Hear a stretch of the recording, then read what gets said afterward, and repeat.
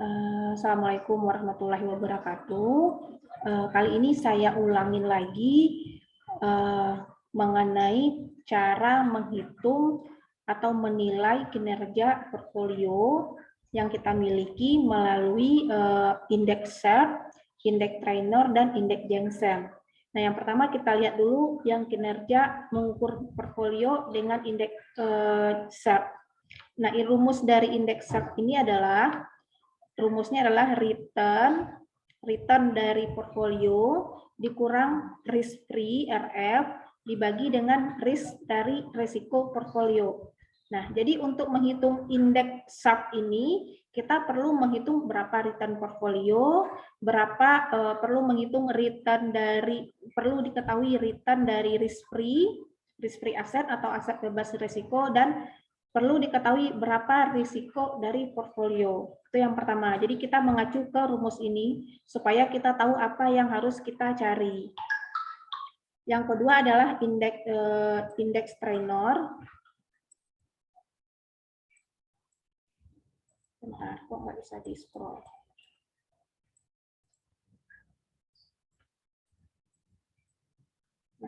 Yang kedua, indeks trainer.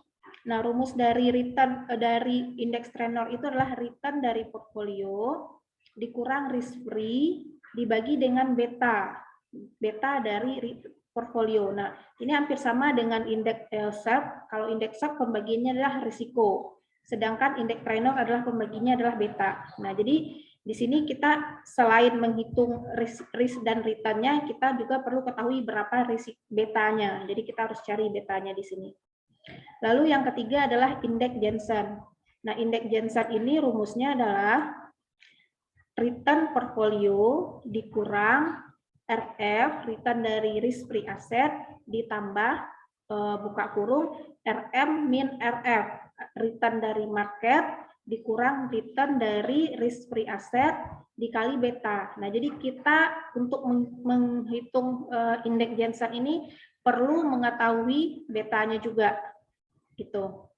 Nah, sekarang kita lihat contohnya, contoh aplikasinya.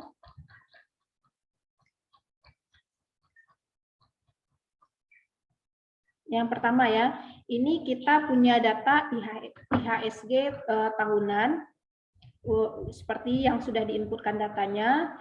Lalu kita punya IHSG ini sebagai benchmark dari market ya, dari return market. Lalu ada yield soon. Nah, yield soon ini adalah surat hutang negara. Surat hutang negara ini adalah termasuk risk free asset atau aset yang bebas risiko. Lalu ada portfolio 1, portfolio 2, dan portfolio 3. Katakanlah ini saham PT ABC, lalu ini saham PT DEFG, lalu portfolio ketiganya saham HIJK. Nah, seperti itu ya. Jadi kita mempunyai 3 saham contohnya. Dan harganya adalah harga penutupan pada setiap akhir bulan adalah seperti yang tertera. Lalu yang pertama kita hitung adalah kita menghitung dulu return dari IHSG. Cara menghitung returnnya adalah yang seperti yang sebelumnya kita sudah pelajari, bahwa dengan ketik sama dengan, lalu disorot ke periode yang terakhir, dibagi dengan IHSG yang sebelumnya dikurang 1. Lalu kalau sudah dapat, kita kopikan datanya ke bawah dengan menarik. Gitu ya. Sorry, jadi hilang ya. Jadi tinggal copy datanya dengan menarik ke bawah. Lalu return portfolio yang kedua, portfolio yang pertama. Caranya adalah sama. Kita hitung return-nya, kita ketik di Excel ketik sama dengan, lalu arahkan kursor ke periode yang sekarang, harga closing-nya dibagi dengan harga closing periode sebelumnya dikurang 1. Kalau sudah, kita tinggal tarik ke bawah, copy ke bawah. Lalu kita cari return portfolio yang kedua. Caranya sama, arahkan kursor ke portfolio kolom portfolio yang kedua. Kita hitung return-nya dengan cara yang sama. Lalu yang ketiga adalah return dari portfolio ketiga. Caranya juga sama, ketik sama dengan, arahkan kursornya ke portfolio yang ketiga, dibagi dengan harga sebelumnya, dikurang 1. lalu di-copy ke bawah. Lalu kita cari return relatif. Return relatif itu adalah rumusnya adalah 1 ditambah return dari IHSG. Berarti kita cari return relatif IHSG. Berarti kolom returnnya IHSG kita tambahkan 1. Yang ini kita tambahkan 1. Nah, sama dengan 1 ditambah return IHSG. Kalau dapat satu angka, seperti biasa kita copy ke bawah. Lalu return portfolio 1. Return relatifnya kita hitung sama dengan 1 ditambah return portfolio 1. Sama dengan, ketik sama dengan di sini, lalu ditambah, lalu sorot ke return portfolio 1. Begitu juga dengan portfolio 2 dan portfolio 3. Kita tinggal tambahin 1 semuanya. Copy ke bawah. Nah, setelah itu kita jumlahkan.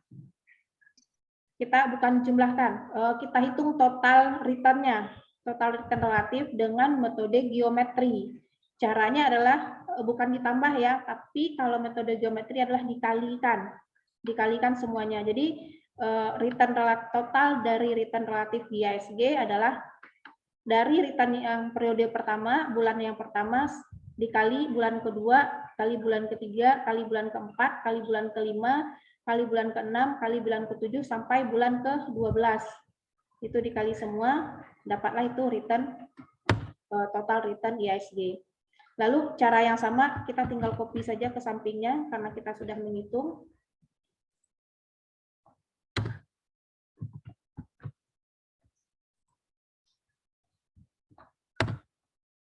Kita tinggal copy aja ke sini. Kalau mau dihitung satu-satu juga boleh. Gitu ya. Tinggal copy ke sini, hasilnya sama. Tuh. Dia sudah ngelingkan rumusnya. Nah, sudah dapat seperti itu. Lalu kita cari expected return IHSG. Expected return IHSG yang pertama kita hitung dulu 1/12 karena tahun kita adalah per 12. Kita tulis dulu di sini untuk memudahkan kita memangkatkan nanti 1 dibagi 12. Maka expected return dari IHSG adalah buka kurung. Kita sorotkan kolom yang tadi return relatifnya dipangkat dengan 1 bagi 12 dikurang 1. Nah, itu return IHSG bulanan. Lalu kalau return tahunannya bagaimana? Kita cari sama dengan 1 ditambah return bulanan dipangkat 12 dikurang 1. Itu rumusnya.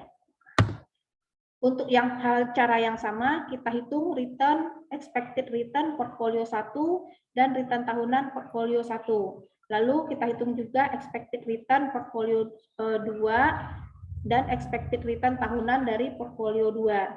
Selanjutnya kita hitung expected return portfolio ketiga dan expected return tahunan portfolio 3. Gitu. Jadi caranya untuk yang portfolio 1 kita arahkan kursornya ke sini sama dengan berarti return-nya kita sorot, buka kurung, return-nya kita sorot, arahkan kursor ke sini, dipangkat 1/12, yang tadi kita sudah tulis di sini adalah 0,083 dikurang 1. Setelah itu, setelah ketemu angka ini, kita hitung return tahunannya. Caranya adalah 1 ditambah return bulanan dipangkat 12 dikurang 1. Nah, begitu seterusnya sampai portfolio yang ketiga. Selanjutnya adalah kita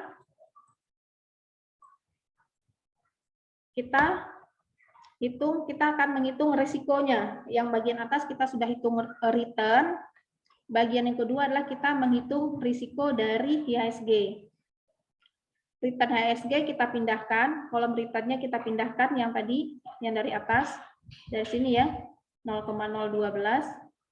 Mana tadi? Ini ya, 0,020 return IHSG kita pindahkan dari sini, kopikan ke sini sampai ke bawah. Lalu expected return-nya adalah yang di sini. Expected return IHSG adalah yang di sini, yang 0,08. Kita pindahkan ke sini, kopikan ke sini semuanya. Gitu ya. Di sini saya kunci rumusnya supaya dia tidak bergeser. Gitu. Nah, itu dia diambil dari sini ya. Lalu kita hitung, bikin kolom di sampingnya adalah R dikurang expected return. Berarti return yang di sini, kolom yang di sini dikurangi dengan kolom yang sini. Nah, segini dapatnya ya. Kita sort sama dengan kolom yang di sini dikurang dengan kolom yang di sini. Selanjutnya kita hitung return dikurang expected return di pangkat 2. Berarti kita sorot sama dengan kolom yang di sini, kolom ER dipangkat dengan 2. Kalau pangkat jangan lupa itu tandanya tanda topi, pangkat 2. Kalau sudah dapat satu angka, kita copy ke bawah. Nah, sudah dapat seperti itu. Lalu kita jumlahkan. Jumlahkannya sama dengan sum, lalu kita sorot dari atas sampai ke bawah. Sehingga kita bisa menghitung risiko bulanan IHSG dan risiko tahunannya. Risiko bulanan adalah sama dengan yang ini totalnya, total return dari IHSG, total yang ini ya, kolom yang ini, dibagi dengan 11. 11 itu adalah 12 dikurang 1. Atau dari sini dihitungnya dari Januari, Februari, Maret, April itu sampai di sini itu adalah 11 gitu. Dipangkat dengan setengah. Itu return dari IHSG bulanan. Kalau return IHSG itu adalah risiko IHSG bulanan. Selanjutnya kita hitung risiko IHSG tahunan. Caranya adalah hasil dari risiko bulanan dipangkat dikali 12 dipangkatkan dengan setengah. Gitu. Dapat ini. Selanjutnya kita sudah dapat return dan risiko IHSG. Kemudian adalah kita hitung return dan risiko dari portfolio 1. Returnnya tadi udah di atas, sekarang kita hitung risikonya portfolio 1. Caranya sama dengan menghitung IHSG. Return portfolio 1 kita pindahkan dari atas ya. Nah, ini saya kolomnya. Kita pindahkan dari kolom yang di sini. Return, portfolio 1, kita pindahkan. Copy semuanya sampai ke bawah. Lalu expected return-nya kita ambil yang ini. Expected return dari portfolio 1. Ini ya, 0,08. Gitu. Kita pindahkan ke sini. Semuanya sama. Suara saya terdengar kan? Terdengar, Bu. Oke. Lalu kita kurangkan return-nya dikurang dengan expected return. Caranya sama. Tinggal sorot kolom return lalu dikurang kolom expected return. Lalu kita kuadratkan hasil dari ER dikurang ER kita kuadratkan di pangkat 2. Kalau sudah dapat satu angka kita copy ke bawah sampai di sini. Lalu kita jumlahkan. Kita jumlahkan sama dengan sum sorot angka pertama, baris pertama sampai baris terakhir. Nah, sehingga kita bisa menghitung risiko dari portfolio bulanan. Rumusnya adalah risiko total yang di sini dipangkat 11, dibagi 11 dipangkat setengah. Lalu kalau yang tahunannya, yang rebulanan, risiko bulanan dikali 12 karena 1 tahun ya, dipangkat setengah, di akar setengah. Pangkat setengah ya. Cara yang sama kita hitung untuk risiko portfolio 2. Caranya sama ya, expected return-nya kita ambil dari sini. Kita ambil dari sini. Nah, ini return portfolio yang kedua. Caranya sama. Gitu. Lalu expected return-nya adalah yang di sini, angka yang di sini tadi, expected return portfolio 2 yang di sini. Oke. Lalu kita kurangkan kolom return dikurang dengan kolom expected return. Nah, seperti itu. Lalu kita copy ke bawah. Copy ke bawah. Lalu kolom yang di sini kita kuadratkan. Yang di sini di pangkat 2. Copy ke bawah. Nah, lalu kita jumlahkan. Sum sama dengan sum sorot dari angka pertama sampai terakhir. Lalu kita hitung resiko portfolio bulanan yang kedua dan resiko portfolio yang kedua untuk yang tahunan. Caranya ngikutin yang di atas ya. Hal yang sama kita lakukan untuk menghitung resiko portfolio ketiga. Nah, ini kita ambil dari kolom return portfolio ketiga. Kita ambil dari sini. Lalu untuk Untuk expected return-nya kita ambil dari yang di sini. Sini ya.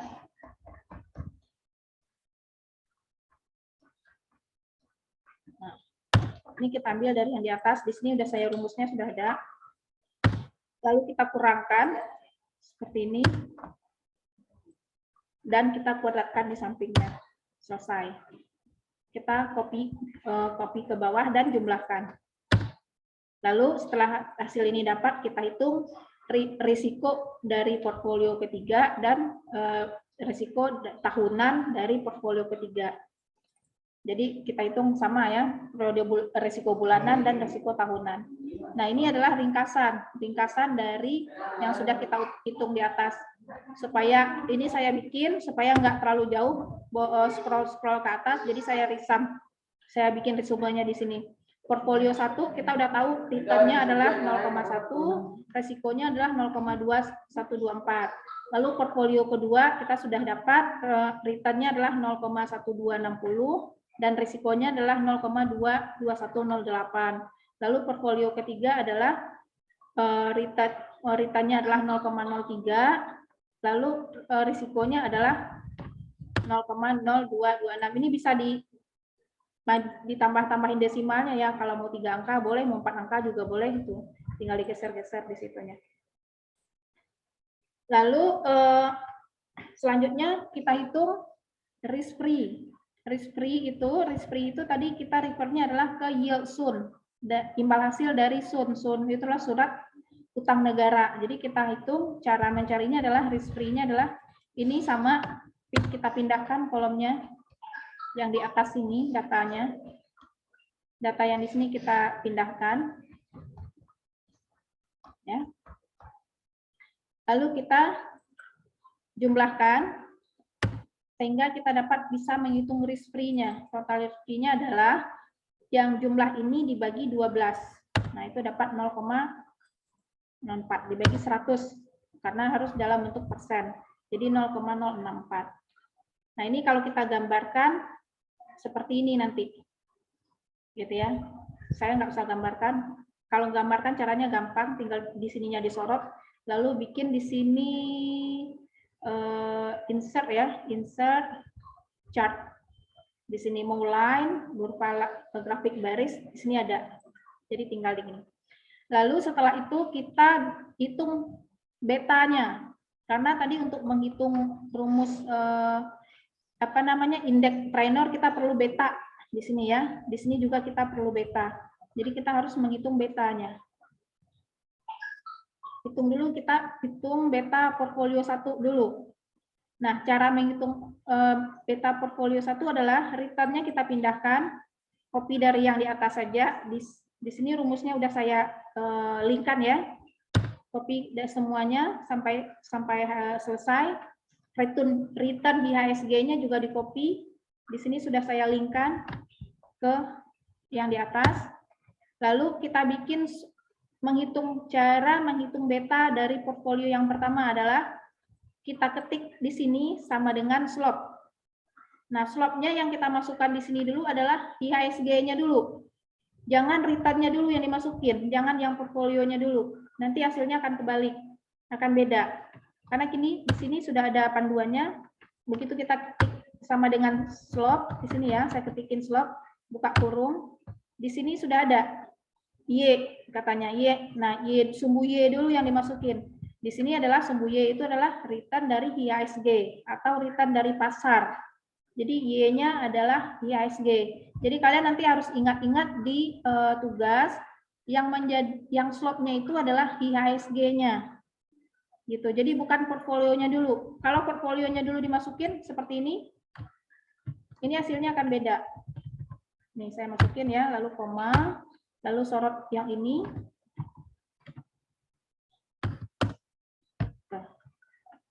Oh, nggak bisa ya.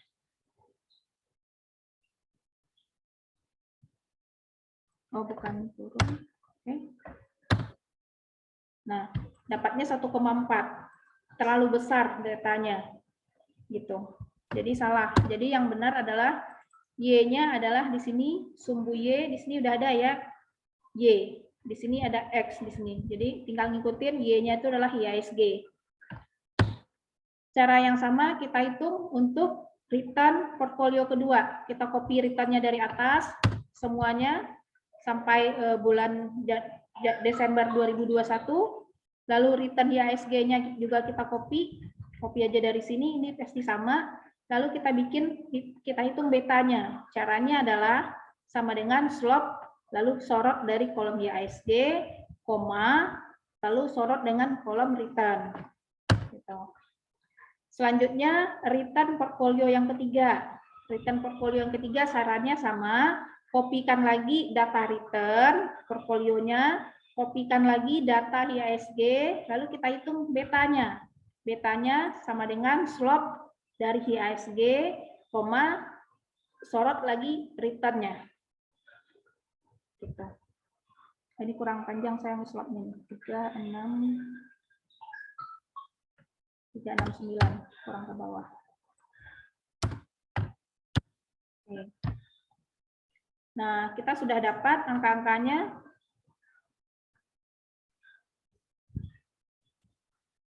Ini bukan 6 ya, 3 ya. Oke.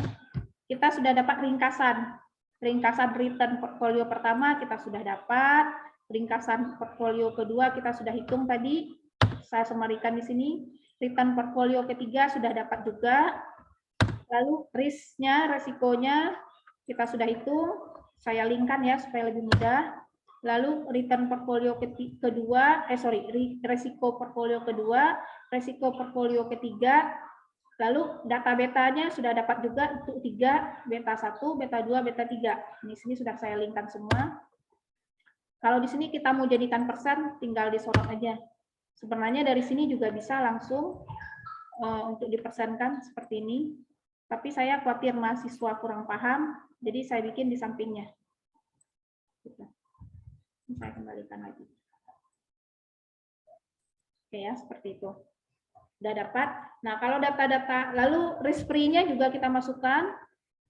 Risk free dari yield zone-nya, masukkan di sini.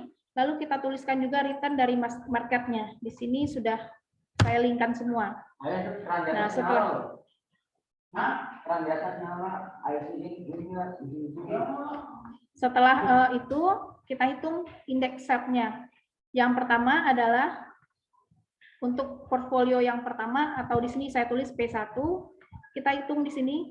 Caranya adalah return portfolio dikurang risk free dibagi risiko dari portfolio. Nah, kita lihat dari rumusnya. Return, lihat ya. Return dari portfolio, berarti return dari portfolio 1, dikurangin dengan risiko dari portfolio 1, dikurangi dengan risk free atau di sini adalah yield zone, lalu dibagi dengan risiko dari portfolio 1. Nah, ini rumusnya untuk mencari kinerja portfolio pertama dengan indeks SAP. Yang kedua, untuk portfolio kedua juga sama. Di sini sudah ada ya. Return dari portfolio yang kedua dibagi dengan dikurang dengan risk free dibagi dengan risiko portfolio yang kedua. Yang ketiga, indeks SAP untuk portfolio yang ketiga sama, return portfolio yang ketiga dikurang dengan risk free dibagi dengan risiko dari portfolio yang ketiga. Sudah bisa dilihat. Lalu yang kedua, selanjutnya kita hitung adalah indeks tenor untuk ketiga portfolio 1, 2, dan 3. Kita ikutin rumus di sampingnya. Indeks tenor adalah return dari portfolio dikurang risk free dibagi beta. Jadi kita linkkan aja rumusnya ke sini. Return dari portfolio dikurang dengan risk free dibagi dengan beta. Gitu. Beta portfolio kedua. C300. Gitu. Betanya saya ada di sini tadi ya. Nah, di sini ya. Harusnya kalau mau gampang, biar nggak scroll-scroll, ditulis saja di dalam summary ini. Jadi lebih gampang. Untuk indeks tenor yang kedua, caranya sama. return dari portfolio yang kedua dikurang dengan risk-free-nya dibagi dengan betanya. Dan untuk yang ketiga juga sama, return dari portfolio dikurang risk-free dibagi dengan betanya. Nah, dapat segini return-nya. Lalu untuk Jensen, indeks Jensen adalah rumusnya kita pakai yang di sini. Indeks Jensen itu adalah RP, return dari portfolio, dikurang, buka kurung dulu, RF, ditambah RM ini adalah market, di sini adalah IHSG, dikurang dari RF, risk free, dikali beta. Nah, kita, nih, rumusnya sudah saya linkkan, tinggal masukkan return dari portfolio di sini, ya, dikurang, buka kurung, return marketnya adalah IHSG, lalu ditambah dikurang RF, RF-nya adalah yield soon, risk free atau yield soon, dikali beta. Betanya adalah yang tadi di atas. Sini beta portfolio yang pertama ini. Gitu. Jadi caranya seperti itu. Hal yang selanjutnya dengan cara yang sama dan rumus yang sama kita hitung untuk indeks Jensen, portfolio kedua dan portfolio ketiga. Nah, jadi sekarang kita sudah dapat perhitungannya. Lalu kita interpretasikan. Nah, ini harus penting bagi mahasiswa, jangan lupa menginterpretasikan. Di sini kita adalah benchmark-nya atau patok duganya adalah kita menggunakan return dari market. Return dari market itu adalah return dari market itu adalah 10%. Lalu kita bandingkan kinerja dari portfolio kita. Untuk indeks SART kita dapat 17%, berarti kinerja kita lebih bagus. Lalu untuk portfolio kedua bagaimana? Return marketnya adalah 10%, return kinerja portfolio kita yang kedua adalah 29%. Lebih bagus atau lebih jelek? Lebih bagus. Lebih bagus. Lalu untuk indeks SAT yang ketiga, kinerja portfolio ketiga dengan indeks SAT, ini bagaimana dibanding dengan return market? Return marketnya adalah 10%, return dari portfolio kita yang ketiga adalah minus 12%, berarti lebih ayo, lebih jelek apa lebih bagus? Ayo, mana suaranya? Lebih jelek, Bu. Lebih jelek ya, karena di sini positif, return pasar adalah positif, lalu portfolio kita rugi minus atau 14%. Berarti jelek portfolio kita. Nah, kita lihat lagi untuk yang indeks trainer-nya. Indeks trainer juga kesimpulannya juga hampir sama ya. Untuk portfolio pertama dan portfolio kedua itu dia lebih tinggi dari market. Ya kan? Marketnya cuma 10%, di sini kita dapat 12% dan 20%. Tapi untuk portfolio ketiga kinerjanya jelek. Nah, yang untuk indeks Jensen juga ya, untuk indeks Jensen ini return kita di sini kita dapat portfolio pertama adalah 2%, di sini 10%, berarti kinerja kita berdasarkan indeks Jensen lebih jelek. Ya, lebih jelek ya. Oke, di sini juga lebih jelek, di sini juga lebih jelek lagi gitu. Jadi kalau mahasiswa bertanya, jadi mana yang lebih baik Bu dipakai untuk mengukur kinerja portfolio? Semuanya bagus-bagus saja, tapi yang lebih utama, yang lebih sering dipakai itu adalah yang indeks SART dan indeks trainer. Karena itu lebih mencerminkan dari pasar. Kalau ini terlalu banyak penyimpangannya yang indeks Jensen. Gitu. Jadi seperti itu kesimpulannya. Paham ya? Ada yang mau bertanya? Jadi untuk tugas, kalau yang kemarin belum paham, karena ada yang japri saya katanya nggak paham katanya. Setelah sekarang sudah saya harapkan sudah paham, walaupun cuma separuh kelas yang masuk yang join Zoom. Oke, kalau nggak ada pertanyaan, ini saya stop ya. Bu mau nanya Bu. Ya silakan.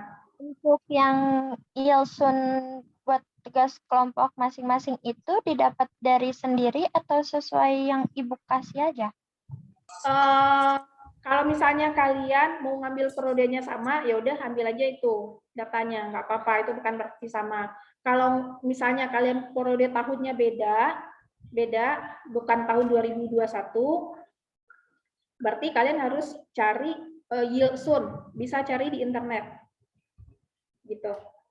Ada datanya tersedia di internet. Kalau misalnya suku bunga ada di data Bank Indonesia, kalau Yilsun juga ada, gitu. Jadi kalau misalnya untuk memudahkan, ambil periode tahun yang sama aja, tahun 2001. Ya, Bu. Baik. Makasih, Bu. Ya, sama-sama. Jadi nanti setelah saya stop recording dulu ya.